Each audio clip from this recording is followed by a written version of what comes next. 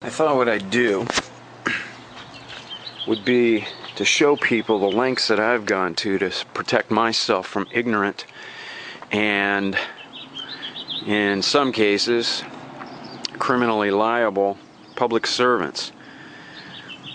This is my property. It's owned absolutely by me. Nobody's got any interest in it. I don't have anything issued by the DMV attached to it. I don't have anything belonging to the DMV. This is a notice of sale. I'm basically letting people know that if they exercise dominion or they exercise control over my property, they agree to the terms and conditions of that contract. I'm letting them know how much it costs and what they have to do. This little placard, it's a laserette, both of these are laser etched placards. This tells people who owns this property. It's mine.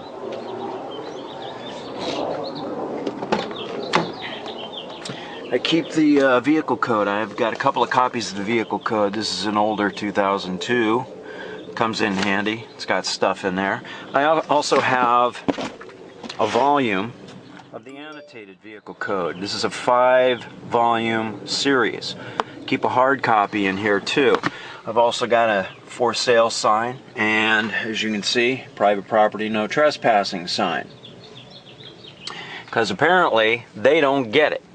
I also keep a folder in here that in the event I'm pulled over, I'm going to offer this to the officer. And I'm going to let the officer know that I want it submitted into the record of his investigation. It contains some sections of the California Constitution and some citations from federal and state courts, and also the codes of California. And the objective is to inform the officer of certain relevant issues in the hope that he does nothing more than comply with the law. For example, we're informed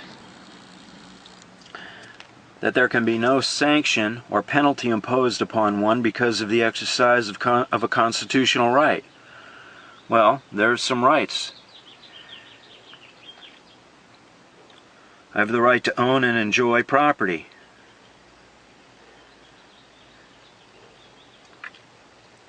I have the right not to have my property taken from me without due process of law, or taken from me for public use without being paid for it.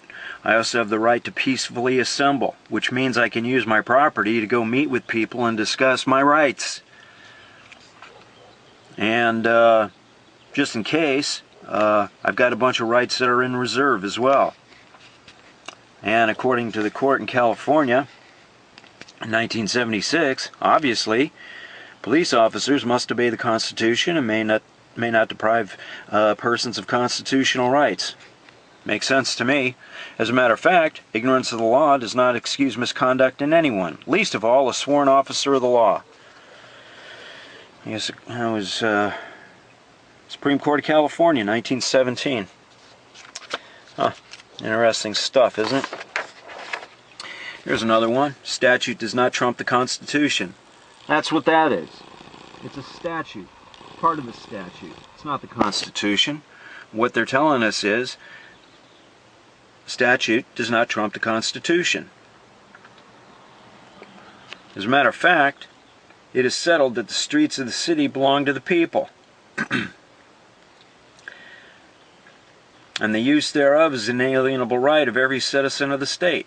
I'm a citizen of the state. As a matter of fact, an officer who, as you can see, now, according to the legislature, the ownership of property is absolute or qualified. Well, if it's qualified, then maybe somebody can take it under the appropriate circumstances. In any event, this is something that I would submit into the officer's investigation. Additionally, I would supply the officer with a copy of this. This is an executive order of the state of California signed by George Deukmejian.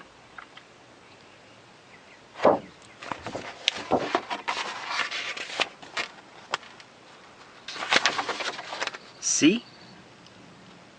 That's George Deukmejian's signature.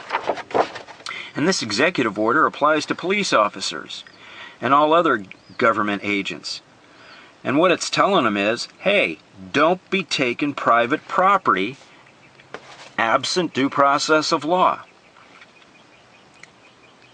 Pretty simple, pretty straightforward. So these are some of the links that I've gone to protect myself from ignorant and errant public servants who are supposed to know what the law is they're allegedly enforcing. I've also got a contract posted in the rear window. So if a cop walks up and looks at it, hey, what's this? It's a contract. Don't touch or you agreed to buy it. See, I don't have any of the state's brand or state's property on my property. Therefore,